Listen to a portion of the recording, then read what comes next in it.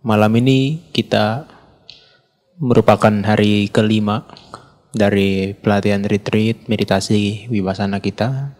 Kalau kemarin saya sudah banyak jelaskan terkait dengan kehidupan manusia, itu adalah ternyata kita tidak bisa menemukan adanya aku, diriku, dan yang dikatakan sebagai jiwa atau roh di dalam apakah fisik maupun batin kita.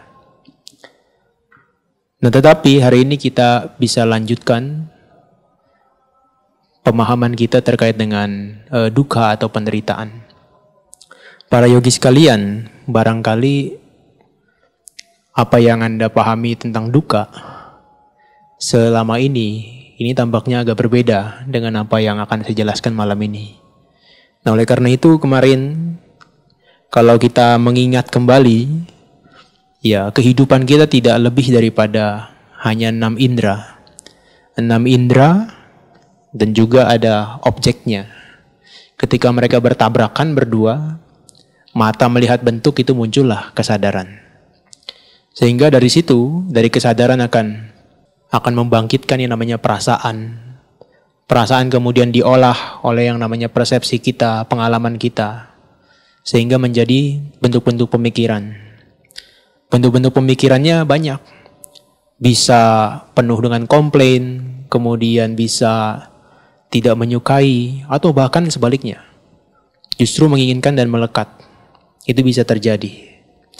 Nah, tetapi Anda berlatih meditasi di sini, itu membuat bentuk-bentuk pikiran Anda bisa disortir setidaknya. Mana bentuk pemikiran yang tidak bermanfaat, itu disortir supaya mereka bisa muncul yang baik-baik. Kalau selama kita hidup dalam keseharian, lebih banyak yang muncul adalah yang negatif. Tapi sekarang di sini, sebisa mungkin, sebanyak mungkin, ini yang dimunculkan adalah yang positif. Nah, dengan demikian kalau kita berjuang terus-menerus, kita bisa sampai ke dalam tahapan pembebasan. Jadi kalau ditanya, apa tujuan dari praktek meditasi yang kita lakukan? Semata-mata tujuannya adalah untuk bebas daripada penderitaan. Kalau kita tidak pernah praktek dan juga tidak praktek, akan sulit bebas dari penderitaan, bahkan tidak mungkin. Bahkan kalau kita melihat di Indonesia sendiri, yang beragama Buddha, sangat sedikit di antara mereka yang ingin praktek. Maka Anda yang menjadi di luar daripada yang beragama Buddha, ingin praktek itu luar biasa. Kalaupun tidak bisa mencapai pembebasan dari penderitaan di kehidupan ini, setidaknya Anda punya pola dan juga pemahaman yang benar. Sehingga itu bisa jadi bekal apakah di masa mendatang atau di kehidupan mendatang. Nah, maka kalau kita berbicara tentang duka atau penderitaan, maka kita harus mengobservasi atau mengamati yang namanya perasaan kita. Kalau selama ini kita 2 hari, 3 hari ini, kita kan selalu mengamati tubuh jasmani kita kan. Kemarin saya sampaikan sesuatu yang menjijikan, yang tidak menyenangkan, yang tidak indah. Itu harus kita renungkan juga. Supaya kekeliruan pemahaman kita yang pertama itu hilang. Jadi kita bisa melihat apa adanya. Oh, ternyata tubuh saya nggak menyenangkan. Tidak indah. Tubuh saya tidak indah, tubuh orang lain juga tidak indah. Nah, kemudian kemarin saya sudah sampaikan pikiran kita begitu cepat. Dalam arti, dalam satu jentikan jari dia muncul dan lenyap. Anda sudah melihat kan? Di dalam kehidupan meditatif Anda. Dari pagi sampai malam. Apakah yang menyenangkan dan tidak menyenangkan ketika mereka muncul. Munculnya begitu cepat. Luar biasa cepatnya. Maka itu bisa melihat, bisa membuat kita melihat yang namanya sesuatu yang tidak kekal menjadi nyata. Tadinya kita berpikir, pikiran saya dari pagi sampai malam, saya yang berpikir. Tapi begitu dia dipecah-pecah menjadi partisi-partisi, ternyata satu demi satu dia muncul dan lenyap. Kita nggak bisa menemukan consciousness kita yang bagian yang mana yang merupakan kita. Kalau itu merupakan kita, berarti dia sudah lenyap bersama dengan seiring berjalannya waktu. Nah, maka dengan demikian, setidaknya pemahaman ketidakkekalan sebetulnya harus kita peroleh dari pelatihan meditasi ini. Nah, kemarin sedikit banyak Anda sudah mengamati pikiran apapun yang muncul, ya kan? kontak mata, kontak telinga, kontak hidung, kontak lidah, kontak badan, kontak pikiran. Semua mereka kesadarannya muncul, lenyap, muncul, lenyap, muncul, lenyap, terus menerus kan. Sehingga Anda nggak bisa menggenggam satu kesadaran di antara mereka. Kalaupun Anda menggenggam satu di antara mereka, itu juga akan membuat Anda menderita. Dan kalau Anda menganggap satu di antara mereka adalah diri Anda atau kita, maka sebetulnya kita sudah berlalu dan kita sudah lewat. Itu adalah pemahaman tentang anatta. Nah, kenapa itu sangat penting yang keempat itu? Karena hampir di dunia ini, ya saya juga nggak tahu berapa persentasenya, hampir seluruh di dunia ini terbelenggu dengan konsep diriku. Ada saya, ada diri saya, ada milik saya. Nah, bayangkan, Anda ikut pelatihan ini dalam waktu 1 minggu. Meminta saya untuk merubah balikan pandangan ini. Sementara pandangan ini sudah ditanamkan dari sejak kecil dan kehidupan lampau. Dan itu sangat kuat dari kecil. Namamu si A, kamu B, kamu C, kamu D. Itu ditanamkan terus menerus. Sampai kemarin kan kita tahu ternyata anggapan aku, anggapan saya, anggapan diriku ini muncul karena tumpukan persepsi kita. Pengalaman kita dipanggil sama dia, sama orang tua kita. Oh, kamu namanya si A. Kemudian teman kita manggil kamu si A. Si C manggil kita kamu si A. Si D manggil kita kamu si A. Lama-lama tervalidasi. Dan itu menjadi keyakinan bahwa kita tuh eksis dan ada. Dan kita dianggap sebagai sesuatu yang kekal. Padahal kenyataannya, dulu ketika kita bayi atau masih kecil, kita nggak tahu apa-apa. Tapi begitu tumpukan persepsi ini berakumulasi sampai kita dewasa, makin kuat ego kita. Makin kuat keyakinan kita terhadap diri kita. Apakah ini buruk? Ya kalau dilihat secara objektif ya sangat buruk. Karena kalau itu semakin tebal, semakin lupa kita dengan pandangan yang benar.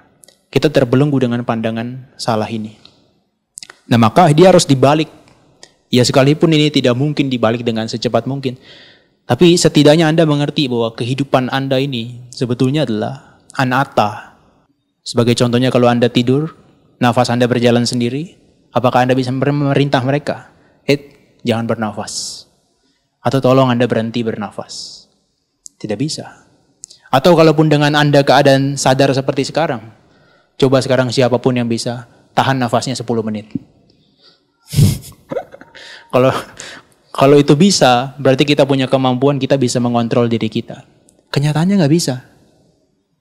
Kenyataannya nggak bisa. Maka ini semua, baik itu jasmani maupun mental kita, itu uncontrollable. Nggak bisa dikendalikan. Dan nggak ada yang mengendalikan juga. Baik pihak internal maupun eksternal, tidak ada. Anda melihat Anda mengangkat kaki terangkat. Karena ada kenapa? Karena ada niatan. Meskipun orang lain menyuruh Anda, angkat kakinya. Tapi kalau Anda nggak punya niatan, kaki diangkat. Niatan itu nggak akan membuat kaki itu terangkat. Nah itu artinya, semuanya muncul dan berlalu ini karena sebab dan akibat. Sebab akibat. Batin, jasmani, terus menerus. Nah saya pikir tiga hal ini, apakah itu asubha, anicca, dan anatta, itu sudah Anda peroleh kemarin secara teori. Dan sebetulnya Anda harus menembusnya dengan melalui praktek langsung. Nah sekarang saya akan jelaskan yang kedua. Ini yang dukkha. Kita selalu menganggap kehidupan kita tuh penuh dengan kebahagiaan. Betul ya? Selalu kita menganggap hidup kita tuh bahagia. Jangankan nunggu kita lahir di alam surga. Kita sekarang nih tiba-tiba jadi orang kaya, duitnya billion dollar. Sudah lupa kita dengan penderitaan. Buat apa kata Madipa? Saya bisa makan enak, tidur nyaman, bisa liburan kemana aja. Kita sudah lupa. Apalagi manusia yang penderitaan dan kebahagiaan, kesenangannya tuh 50-50, 50-50. Kalau kadang-kadang ada manusia yang sangat menderita, sampai gak bisa makan, dan kemudian dia tiba-tiba naik jadi orang kaya, lupa dia dengan penderitaan. Kemudian yang sebaliknya, kalau dia sudah kaya sekali, tiba-tiba jatuh menjadi orang yang sangat miskin. Luar biasa sakitnya. Itu di alam manusia sangat jelas nampak jelas kita bisa melihat contohnya. Nah, oleh karena itu, apa yang pernah Buddha katakan itu adalah pube cahang bikawe tarahi cadu kancewa panyapemi dukha saca niroda. Ya, dari dulu sebetulnya, para biku, apa yang saya sampaikan, apa yang saya ajarkan, itu cuma dua. Kalau Anda ingin tahu inti dari ajaran Buddha itu cuma dua sebetulnya.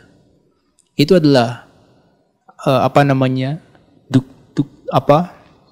dukha saca niroda. Itu adalah tentang dukkha, tentang penderitaan, dan juga akhir daripada penderitaan. Nggak ada yang lain.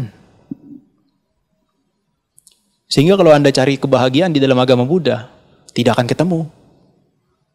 So, Anda datang ke meditasi ke sini cari kebahagiaan, nggak ditawarkan tuh. Meskipun dicantumkan di posternya itu hanya gimmick aja.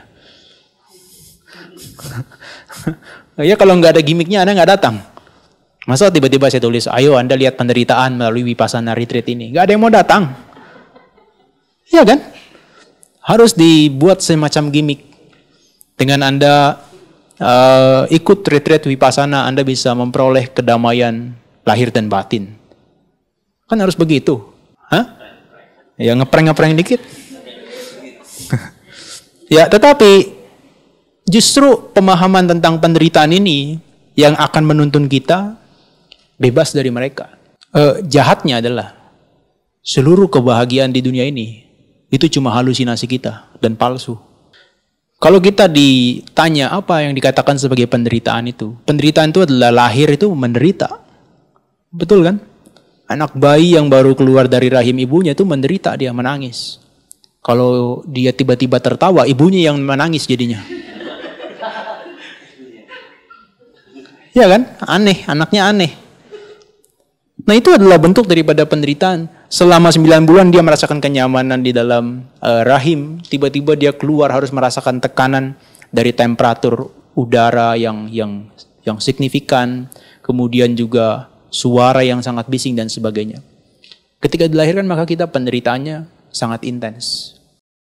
Nah, hanya dari kita kebanyakan setiap kali melihat kelahiran, kita justru semakin termotivasi, wah selamat ya kamu lahir di dunia.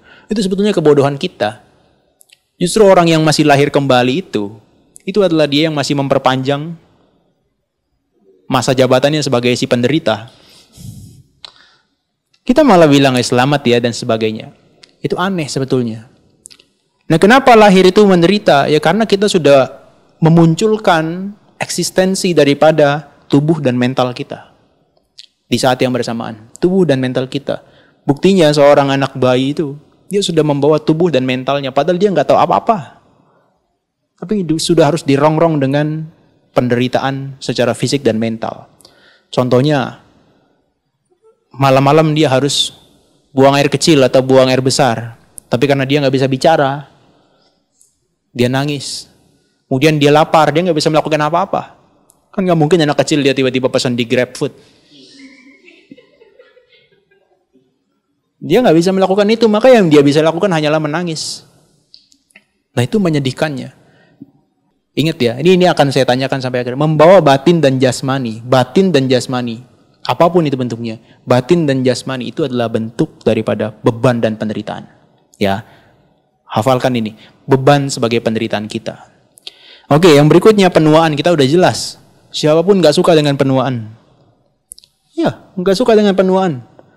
Ya apalagi kalau yang saya lihat wajahnya mengkilap-mengkilap itu paling tidak suka dengan penuaan. Kalau yang wajahnya kusam itu sudah pasrah sebetulnya. Hah? Bukan menerima tapi pasrah sebetulnya. Ya kita sejak dari mulai bayi itu sudah mengalami penuaan. Fisik kita sudah mengalami pelapukan sebetulnya. Kemudian yang berikutnya adalah sakit. Sakit secara fisik itu adalah penderitaan. Ya jelas, kematian apalagi. Ada satu kalimat yang mungkin Anda bisa renungkan. Maranang niatang jiwitang aniatang. Maranang itu adalah niatang. Kematian itu adalah pasti. Jiwitang aniatang. Justru kehidupan sebagai manusia tidaklah pasti. Makanya kemarin ada yang tanya saya, kalau nanti kelahiran berikutnya, apakah kita bisa melanjutkan praktek spiritual kita? Sangat tidak pasti.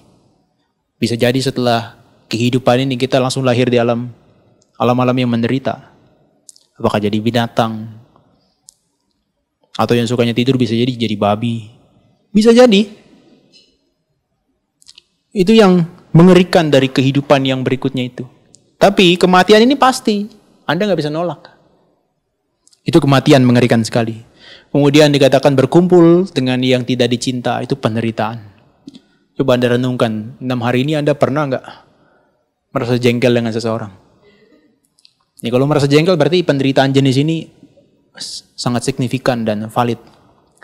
Kemudian tidak mendapatkan apa yang diinginkan. Meditasi duduk sudah 1 jam, badannya encok semua, pikiran gak bisa konsentrasi. Sampai demam, kemudian harus minum obat, harus pasang ini itu. Gak mendapatkan konsentrasinya, penderitaan luar biasa. Kemudian kemarin beberapa waktu lalu mati lampu. Pengen nyalain lampu, ini gak bisa nyala lampunya. Mau mandi air hangat gak bisa mandi air hangat karena listriknya mati. Penderitaan. Itu hal-hal yang sebetulnya kita jarang perhatikan. Tapi 1-7 itu saya yakin Anda sudah mengalami semua kecuali yang nomor 4. Jangan cepat-cepat. Tapi yang nomor 8 ini yang barangkali tidak banyak dipahami orang lain. Ini sangat eksklusif bagi saya. Nah, kalau kita melalui beberapa penderitaan yang kita lihat tadi, 1-8 bahkan, ini tuh selalu kita menangis, betul nggak? Ketika kehilangan seorang ayah, seorang saudara laki-laki, kemudian saudara perempuannya, bahkan anak, kemudian juga siapapun lah, bahkan seorang ibunya. Apakah karena sakit, karena apa? Kita pasti akan cenderung menangis. Kan nggak ada kan? Keluarganya meninggal, besoknya dia tertawa, akhirnya kamu mati juga. Nggak ada. Tapi kita sudah sering melakukan itu sampai Buddha katakan, itu kalau dikumpulkan air matamu itu sudah bisa memenuhi 4 samudera raya. Air matanya. Saking seringnya nangis di kehidupan lampau. Makanya di kehidupan sekarang, kita tuh belajar bagaimana caranya ketika berhadapan dengan fenomena itu, kita tidak lagi menangis justru. Ya, tapi juga jangan tertawa. Tapi kita munculkan batin yang seimbang. Munculkan pemahaman yang benar. Kalau kita selama ini masih terhanyutkan oleh mereka, seperti misalnya ketika ditinggal oleh orang dicinta kita nangis dan sebagainya, itu masih jauh pembebasan dari yang namanya penderitaan. Karena dengan kita menangis meratap itu memunculkan penderitaan yang baru dan sebagainya. Bahkan saya tuh sering melihat orang-orang yang ketika dia berduka, itu seperti jadi tradisi, harus sampai 6 bulan dia berdukanya. Sampai gak kerja-kerja. Padahal itu penderitaan baru gak kerja-kerja. Kemudian harus sampai yang 1 tahun. Bahkan orang-orang Chinese itu sampai 3 tahun, 1000 hari. Itu harus dalam masa berkabung. Bayangkan masa selama 1000 hari matanya berkucuran air mata terus. Nah, maka Anda datang ke sini, bagaimana caranya untuk bebas dari mereka? Nah, maka saya pengen jelaskan bahwa kehidupan kita ini sangat lekat sekali dengan yang namanya dukkha dukkata. 3 jenis penderitaan ini, yang pertama adalah dukkha dukkata. Ya, Anda mengalami sendiri kan dari hari pertama. Ya, meskipun Anda nggak mengakui karena tidak ada sesi interview. Karena kalau ada sesi interview juga saya pusing dengarkannya. Paling yang dilaporkan sakit, ngantuk, pikiran mengembara, itu aja kan yang pengen dilaporkan kan. Ini interview secara masif dan cepat aja. Ya, tetapi itu adalah bentuk yang memang harus Anda lihat. Bentuk yang harus Anda lihat ketika Anda duduk di sini meditasi. Itu ketidaknyamanan sebetulnya mengikuti. Nah, sebetulnya apa yang dikatakan sebagai ketidaknyamanan? Sebetulnya adalah segala sesuatu ini berubah terus-menerus kan? Dan kita tuh dirongrong oleh mereka. Sesuatu itu berubah terus-menerus. Kita tuh dirongrong, disiksa sama perubahan yang terus-menerus. Duduk sebentar, tadinya nyaman, dia berubah terus. Lama-lama penderitaan, kok sakit gak nyaman. Nah, ini berbeda dengan kehidupan sehari-hari. Di dalam kehidupan sehari-hari, kenapa kita gak melihat duduk adalah penderitaan? Kenapa? Karena cenderung kita bergerak. Sehingga penderitaan itu jadi kabur, jadi bias dia. Anda nggak nyaman sedikit pantatnya, langsung pindah posisi. Anda kemudian lapar, langsung cari makan. Di sini kan enggak. Lapar jam 7 malam, besok pagi baru makan. Nah ini adalah, Anda nggak bisa lari dari mereka. Ketika ada perubahan dan Anda dirongrong oleh mereka, itu adalah penderitaan. Duka dukata, dan dia terjadi secara fisik dan mental. Maka ketika Anda justru meditasi, pantatnya sakit, itu sebetulnya adalah teman yang sangat baik. Yang dia menampakkan dirinya, di mana dalam keseharian dia tidak pernah muncul. Atau kalaupun muncul kita abaikan. Kalaupun muncul justru kita bawa dia ke dokter. Supaya cepat selesai. Ya kan? Nah sekarang dia memperlihatkan, saya ini ada loh. Saya ini adalah realitas yang sejati yang kamu harus pahami. Nah maka ketika Anda merasakan sakit, justru itu adalah hal yang bagus. Tapi kan kita enggak ya. Enggak tahan kan. Apakah pinggang, kaki, kepala. Sakit itu sudah enggak tertahankan. Makanya kalau orang yang enggak terbiasa duduk selama 30 menit, 1 jam, ya dia akan goyang terus menerus. Sakitnya nggak tertahankan. Dan ini bukan hanya secara fisik tapi mental juga. Mental kita ketika kaki sakit gitu kan, mental kita ikutan sakit. Aduh ini kenapa sih saya mau meditasi 30 menit pengen konsentrasi tapi kok kaki sakit. Saya nggak bisa konsentrasi, jadi itu mentalnya kena juga. Jadi dia men-trigger, memicu untuk munculnya sakit secara mental juga. Nah kalau di luar dari kehidupan meditatif, bahkan kita sendiri pun sebetulnya larut dalam hal ini. Yang kita kadang-kadang lupa. Ya, apakah itu karena Anda lapar, kemudian karena Anda bosan dan sebagainya. Ini terjadi pada kita semua. Dan selama ini kita tuh menutupi mereka. Contoh, kita bosan di rumah, nyalain TV lah. TV bosan di rumah, pergilah naik mobil jalan-jalan.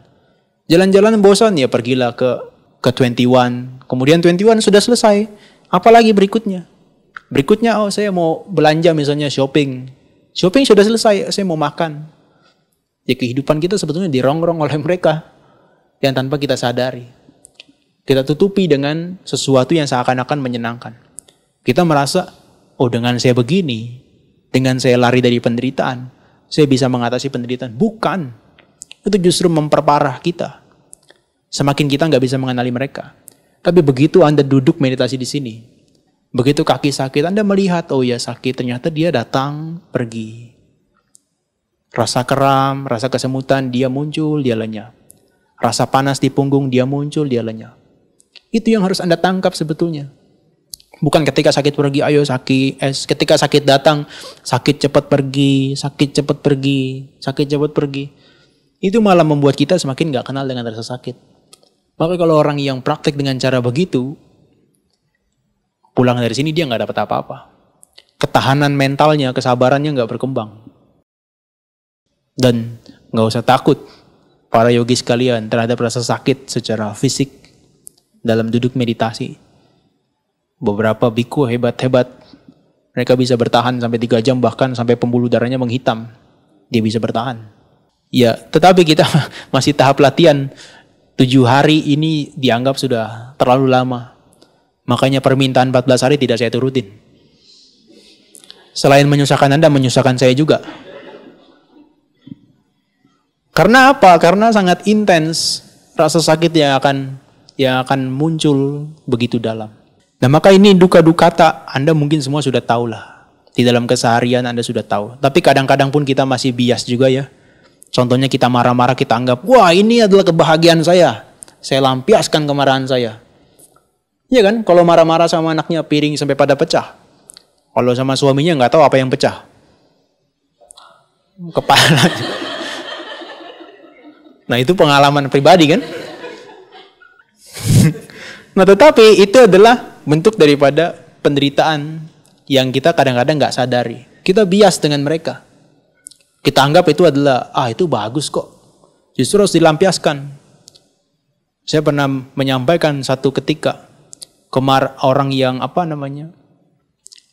marah itu seperti menggenggam bola besi panas, saya bilang gitu kan. Kan menderita kan dia, karena tangannya harus terbakar sebelum dia lempar ke orang lain. Saking netizen itu adalah orang yang kreatif, mereka bilang pakai sarung tangan supaya nggak kebakar. Tapi itu adalah menunjukkan mereka itu nggak peduli terhadap hal itu. Dan itu menunjukkan hal-hal semacam itu nggak bisa diucapkan kepada publik. Karena orang nggak bisa menerima terhadap itu. Justru malah saya dikomplain. Justru kemarahan harus dilampiaskan, jangan dipendam di dalam hati. Sudah bodoh kuadrat lagi. Ya kan? Dia kan marah itu kan bodoh. Ingin dilampiaskan kepada orang lain kan kuadrat bodohnya. Nah, kita jangan sampai ikutan ke sana. Maka di dalam pelatihan ini terhadap unpleasant feeling, perasaan yang nggak menyenangkan, Anda harus terbiasa. Anda harus terbiasa sehingga nanti ketika Anda keluar merasakan sesuatu yang nggak menyenangkan, Anda bisa biasa aja. Sesuatu yang nggak menyenangkan datang, ya oke. Ya. Nah ini yang nggak menyenangkan dan saya pikir semua orang bisa lihat. Yang berikutnya ini adalah viparinama dukkha, penderitaan yang disebabkan oleh perubahan. Para yogis sekalian, mungkin ada terbesit di dalam pikiran Anda sekalian. Saya pengen merasakan konsentrasi yang dalam sekali. Atau yang tenang banget. Tapi apa faedahnya kalau seandainya kita tidak bisa memahami penderitaan ini? Karena sebetulnya konsentrasi yang dalam itu pun, dia masih dicengkram oleh yang namanya perubahan. Nah kalau sekarang kita merasa pleasant feeling ketika kita meditasi, merasakan konsentrasi. Sebetulnya itu adalah kamuflase dari penderitaan yang tersembunyi. Contohnya, Anda berpikir kalau Anda sudah memiliki konsentrasi yang baik, Anda akan bahagia, Anda akan nyaman. Enggak sebetulnya. Justru diikuti dengan rasa khawatir, rasa ketakutan, akan hilangnya dia. Dan karena rasa senang itu adalah langsung berubah di momen itu juga, dia muncul, dia lenyap, dia muncul, dia lenyap, maka itu disebut sebagai penderitaan. Karena penderitaan itu adalah perubahan yang sangat intens yang merongrong kita. Maka Anda makan apapun, minum apapun yang menyenangkan, tidak akan pernah terpuaskan. Karena sebetulnya di balik dari kesenangan itu ada penderitaan yang tersembunyi. Betul kan?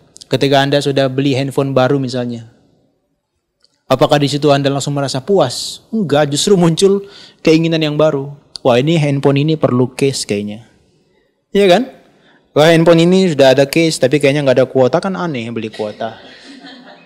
Iya kan? Sudah ada handphone, sudah ada case, sudah ada kuota. Wah ini kayaknya perlu tempered glass-nya ini. Dan itu disusul dengan berikut-berikutnya yang merupakan kekhawatiran. Itu adalah penderitaan. Dan itu sifat alami dia. Dan sialnya, ini terjadi di seluruh alam kehidupan. Bukan hanya manusia, kalau di alam yang rendah seperti binatang, neraka, hantu, kemudian jin, kita bisa tahu mereka menderita. Tapi yang di atas kita ini loh, yang di atas kita di alam surga ini juga terkena yang namanya viparinama dukkha, perubahan. Memang di sana mereka nggak merasakan duka-duka ini, karena setiap saat indranya terpuaskan kan. Tapi mereka tanpa sadar mengalami ini. Makanya digambarkan di alam surga itu kalau para dewa itu mau mati, baunya tuh jadi bau busuk. Cahayanya tuh langsung menjadi redup. Dan wajahnya menjadi kusam. Kenapa? Karena dia punya limit di sana, batas kehidupannya. Dia punya batas kehidupan.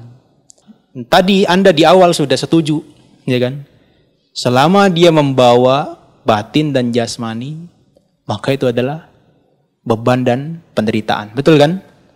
Nah saya tanya, di alam surgawi itu makhluk bukan? Makhluk bukan? Ada badannya nggak? Halus kan? Halus kan sampai nggak bisa lihat kan?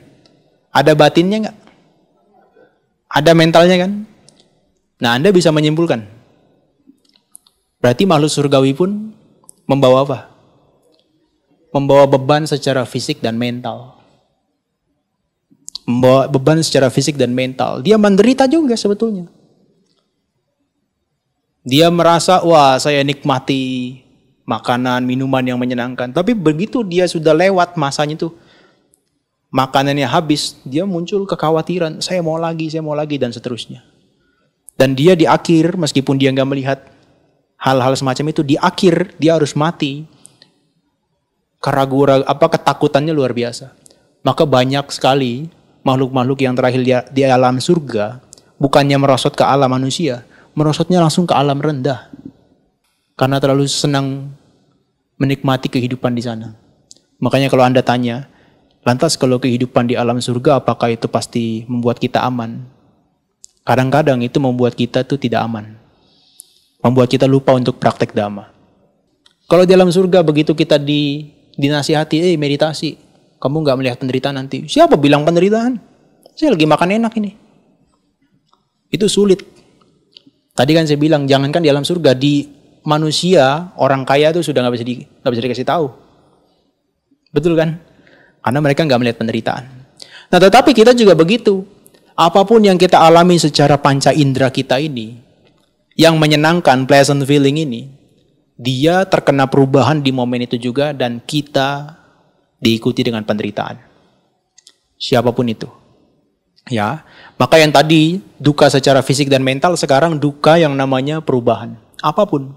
Bahkan bukan hanya mental dan fisik kita, tapi yang eksternal dari diri kita, apapun itu ya, misalnya baju kita, kemudian handphone kita, kalau dia berubah, kita menjadi nggak senang kan?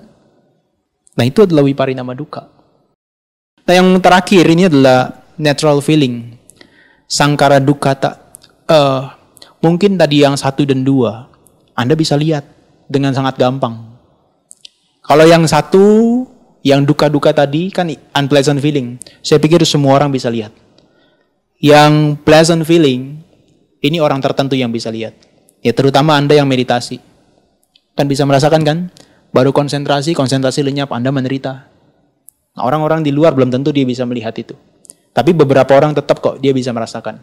Nah yang ketiga ini, tidak mungkin makhluk duniawi yang tidak praktek meditasi bisa melihat ini.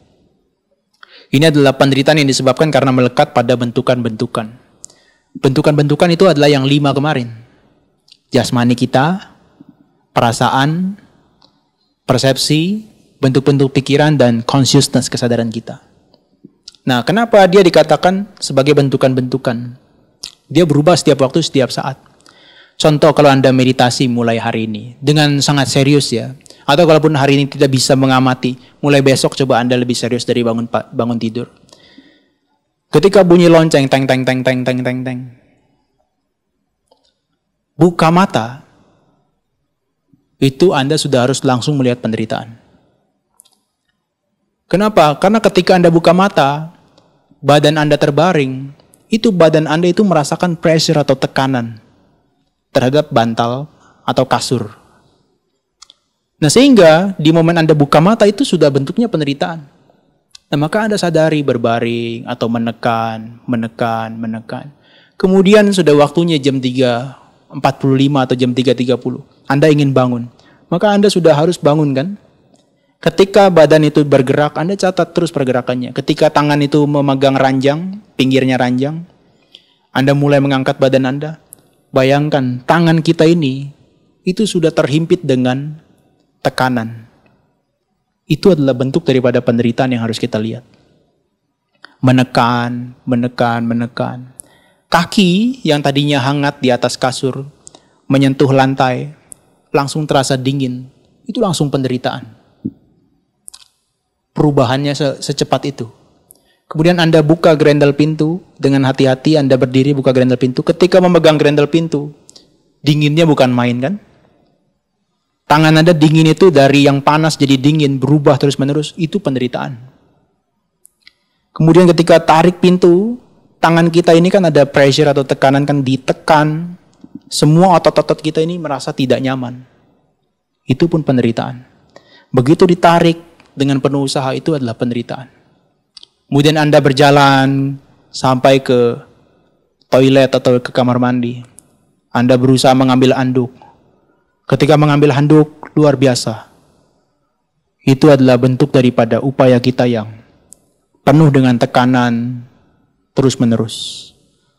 Kemudian kita berusaha untuk cuci muka. Tadinya wajah kita hangat setelah bangun tidur. Tapi begitu kita kenakan air pagi-pagi, langsung terasa dingin. Itu bentuk daripada penderitaan. Ketika Anda menggosok gigi, Tangan Anda memegang gosok gigi tersebut. Anda dengan penuh perhatian gosok, gosok, gosok. Tangan Anda ini penuh dengan tekanan. Itu penderitaan. Jadi dari bangun tidur sampai Anda ke toilet, berapa banyak penderitaan yang harus Anda lihat? Gak terhitung. Dan itu intens. Kalau dalam keseharian kita gak melihat. Bangun ya bangun. Gosok gigi ya gosok gigi. Jadi rutinitas. Kenapa? Karena udah kita kebablasan. Kemudian setelah itu Anda mungkin ada yang mandi. Badan yang tadinya hangat kemudian dingin. Kemudian harus mengelap dengan handuknya. Itu kan dengan penuh tekanan, kasar, tidak nyaman. Itu adalah penderitaan yang harus Anda lihat sebetulnya. Maka dia harus penuh perhatian dari waktu ke waktu. Setiap aktivitas jasmani harus dicatat, diperhatikan. Kemudian masuk ke masalah ini. Mulai duduk. Perhatikan kembung, kempis. Ini kan tekanan. Ketika perut mengembang, itu kan tekanan kan? Ketika perut mengempis, ini juga tarikan. Ini nggak nyaman.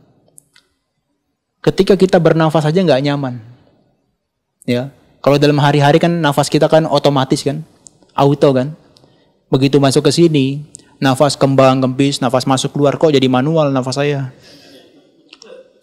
Tapi begitu diperhatikan, itu malah justru melihat nafas itu pun tidak nyaman. Kalaupun Anda nggak memperhatikan kembang kempis, memperhatikan di hidung, itu ada udara, berarti ada 4 unsur menusuk hidung kita. Unsur angin, unsur tanah, unsur api, unsur air menusuk tubuh hidung kita masuk ke tubuh, keluar lagi, masuk, keluar lagi. Bayangkan, kita jadi manusia, nafas saja menderita. Tapi kita nggak pernah mengamati itu. Kemudian ketika waktunya sudah sampai pagi jam 6, teng bunyi, kita berjalan sampai ke ruang makan. Kita antri, kaki kita bergetar, betul kan? Karena lapar. Kaki kita getar, kemudian kita harus nunggu yang lain satu persatu. Ngambil makanan. Ngambil makanan itu kan tangan kita kan menekan, mengangkat. Itu kan usaha. Itu adalah penderitaan. Bahkan ketika Anda sudah mengambil makanan, duduk, itu juga harus duduk dengan rileks. Matanya nggak bisa kayak gini. Kalau kita kayak gini matanya, lihat yang lain. Penderitaannya kabur. Bias dia jadinya. Kita kehilangan momen memperhatikan mereka. Maka makan itu adalah sesuatu yang sakral dalam meditasi vipassana. Maka ketika duduk, Anda tidak berinteraksi dengan siapapun. Duduk diam, perhatikan nafasnya kembang, kempis atau posisi duduk. Bagian pantat yang mengenai kursi, itu kan tekanan. Anda lihat duduk aja penderitaan, berjalan penderitaan. Kemudian mulai ngambil sendok, Anda angkat sendoknya.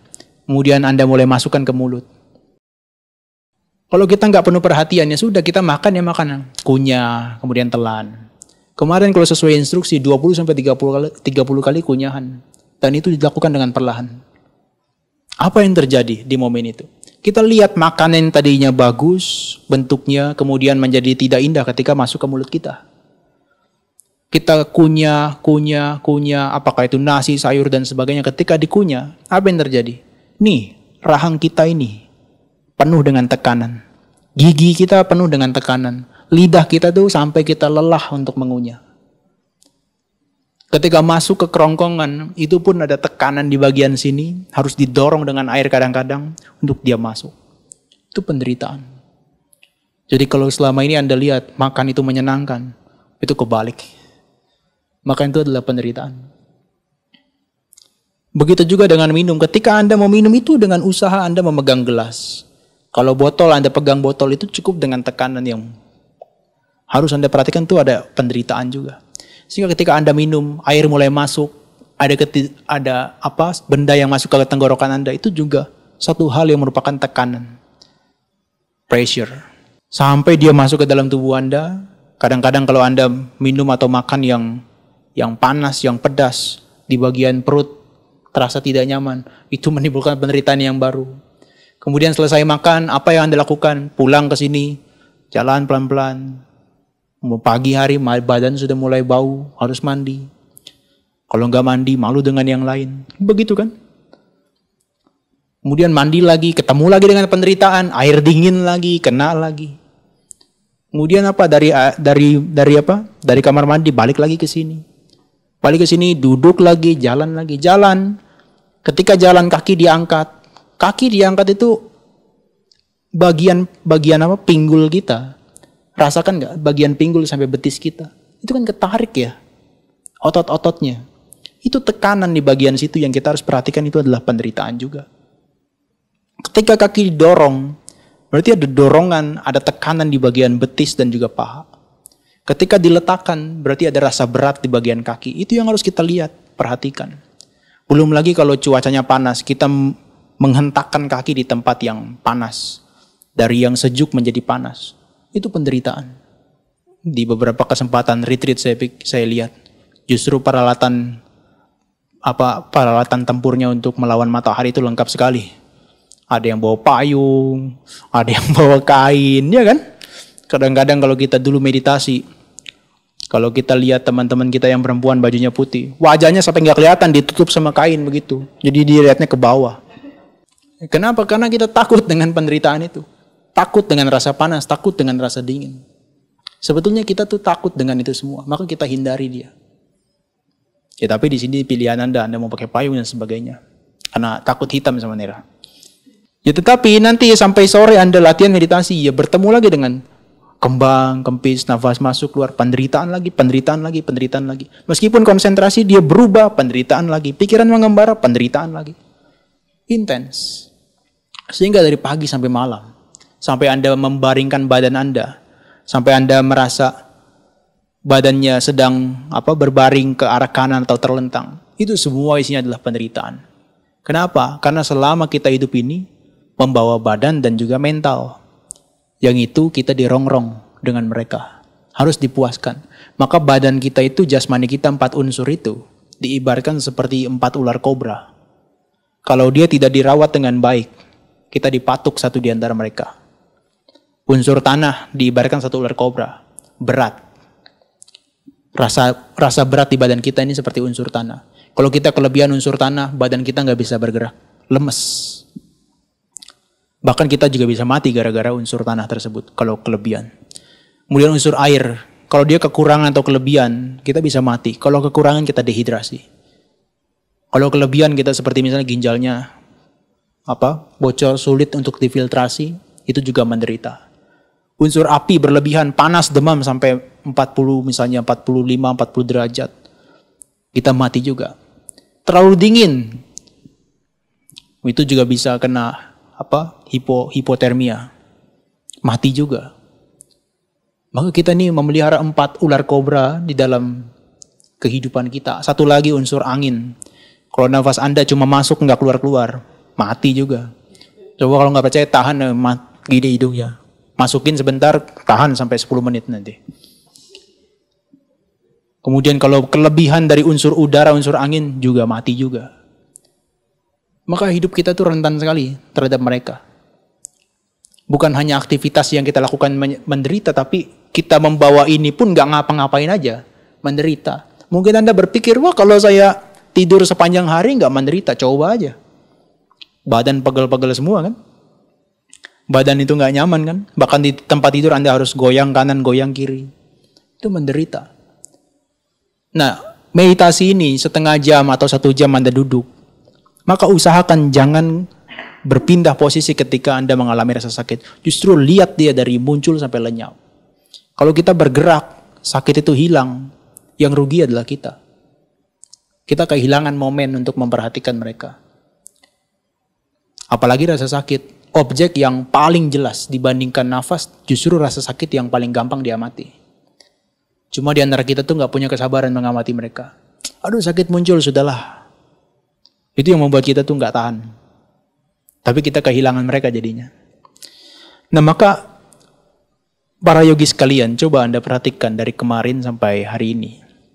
Setiap daripada 5 kelompok kehidupan kita, jasmani, perasaan, persepsi, bentuk-bentuk pikiran, kesadaran. Coba Anda genggam satu aja, bawa dia sampai sekarang. Bisa nggak? Gak bisa. Karena mereka sifatnya cuma 3. Rising, staying, and falling. Muncul, berlangsung sebentar, lenyap. Muncul, berlangsung, lenyap. Muncul, berlangsung, lenyap. Contoh nafas kita. Ini kan masuk nafasnya. Ini kan muncul. Kemudian berlangsung. Sebentar, lenyap. Dan bahkan kalau mungkin Anda membayangkan nafas muncul dan lenyap itu, muncul, lenyap ya. Begitu kan? Jadi ketika nafas masuk itu adalah muncul gitu kan. Bertahan, kemudian lenyap itu adalah ketika nafas keluar gitu kan. Bukan. Itu biasa aja. Yang sebetulnya terjadi, setiap kali layer daripada nafas masuk itu muncul, berlangsung lenyap, muncul, berlangsung lenyap, muncul, berlangsung lenyap. Kalau kita lihat dengan seksama dengan konsentrasi, beberapa yogi yang melihat dengan konsentrasi kuat, justru setiap layer ini dia lihat muncul, berlangsung lenyap, muncul, berlangsung lenyap, muncul, berlangsung lenyap. Begitu juga ketika kempis. Nah, konsentrasi itu yang diharapkan untuk dikembangkan dan juga bisa Anda penetrasi dalam pengalaman langsung. Maka kemarin di 3 hari pertama Anda sudah latihan, masuk sampai dalam tahapan yang keempat.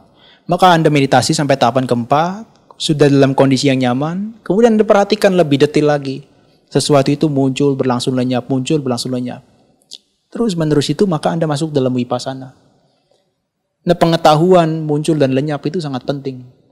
Sehingga membuat pemikiran Anda, pemahaman Anda, tidak ada sesuatu yang bertahan di dunia ini. Bahkan dalam waktu 1 detik.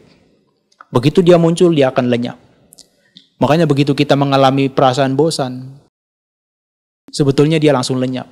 Tapi karena kita melekati dia, seakan-akan itu sangat intens, maka seakan-akan dia nggak pernah hilang. Padahal kalau kita sadari, dia hanya muncul berlangsung lenyap. Persepsi kita juga begitu. Bentuk-bentuk pikiran kan juga begitu kan? Saya yakin ini ada bentuk pikiran berapa orang yang sudah punya pemikiran pengen pulang dari kemarin. Ya kan? Apalagi semakin tinggi tekanannya. Nggak boleh bicara, benar-benar nggak boleh bicara. Kemudian jalannya harus pelan-pelan. Begitu dinaikkan challenge-nya, wah, gelora pikirannya makin cepat ya. Nggak bisa kita bilang kekal lagi. Dia sudah, kita lihat terus-menerus, dia hanya berlangsung sebentar aja, kemudian dia langsung lenyap. Consciousness kita, apalagi kesadaran kita, seperti yang kita ketahui. Maka, sebetulnya dalam satu kedipan mata itu ya, itu mereka akan kita lihat segala sesuatunya itu muncul dan lenyap, bahkan miliaran atau bahkan triliunan kali. Cuma karena kemampuan kita sebagai manusia biasa ini, hanya bisa melihat beberapa di antara mereka. Tapi itu juga sudah bagus kalau kita bisa melihat mereka dengan detail. Nah, tapi kalau kita nggak punya konsentrasi dari saat ke saat, baru duduk meditasi setengah jam, kemudian keluar, nyantai, lihat sana sini dulu, kemudian jalan-jalan ke belakang yang merupakan bukan tempat meditasi, kemudian nanti jalan-jalan keliling ke depan. Nah, tetapi kalau kita lihat, dia itu adalah hanya 3 hal ini aja. Muncul, berlangsung, padam. Muncul, berlangsung, padam. Muncul, berlangsung, padam. Nah, kemampuan kita melihat mereka, itulah yang disebut sebagai pemahaman vipassana.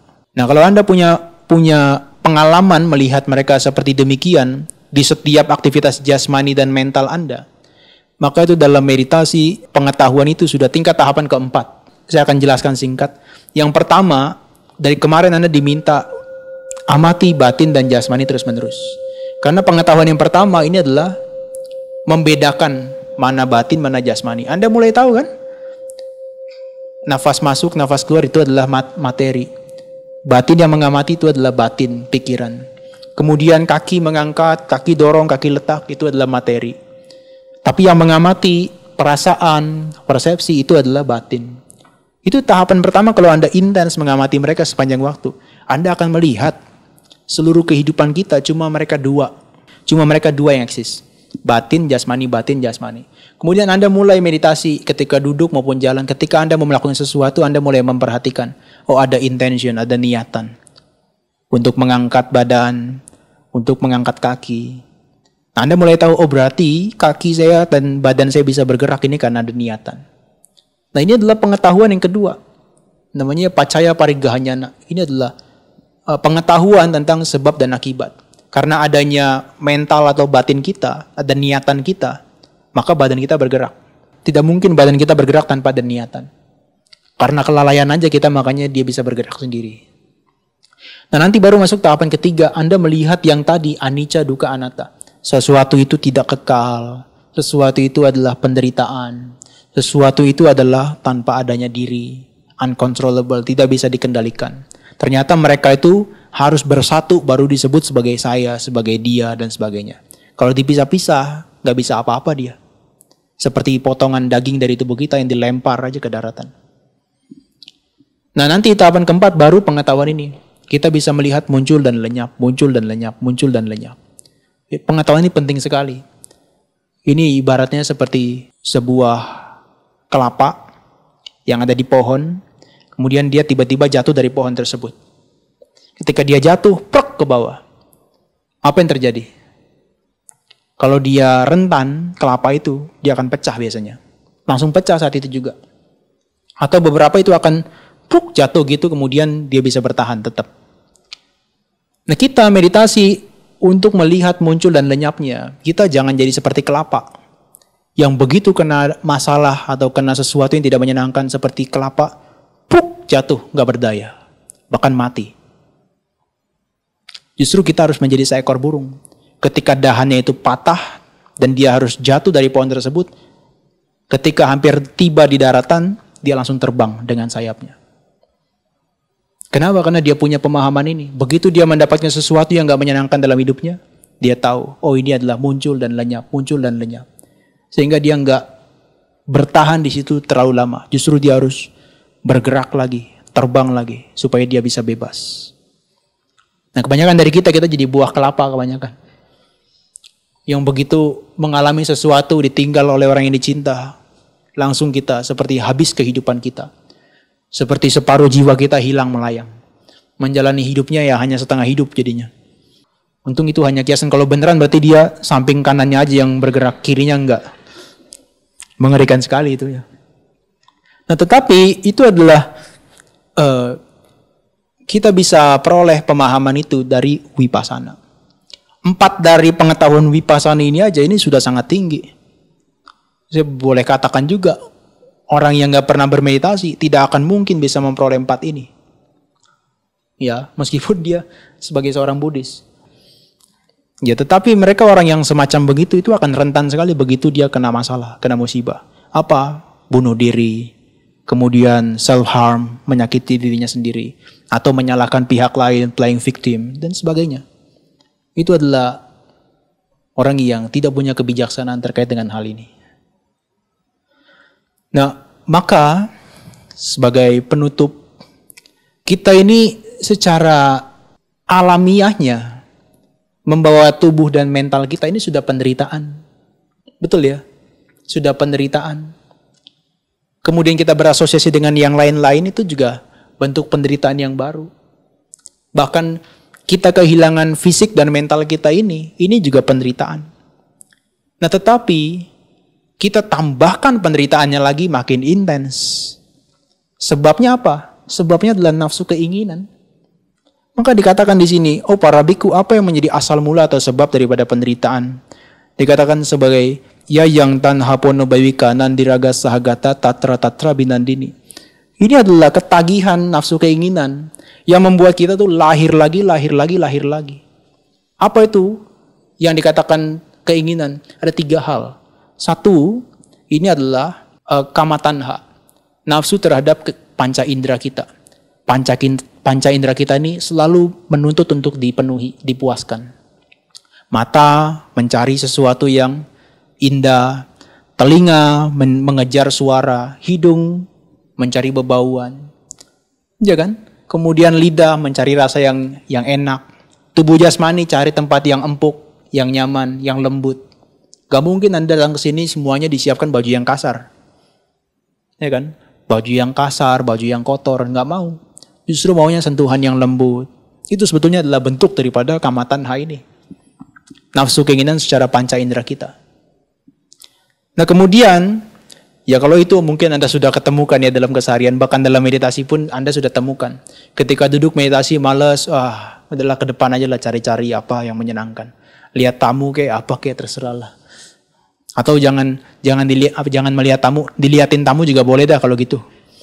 Itu adalah nafsu keinginan kita. Kemudian ada bhawa tanha, ini adalah ketagihan pada penjelmaan. Artinya ingin menjadi lagi. Bahayanya, ini bukan tentang kita mau eksis di kehidupan akan datang. Tapi kalau orang sudah menjadi orang kaya, apa yang dia inginkan?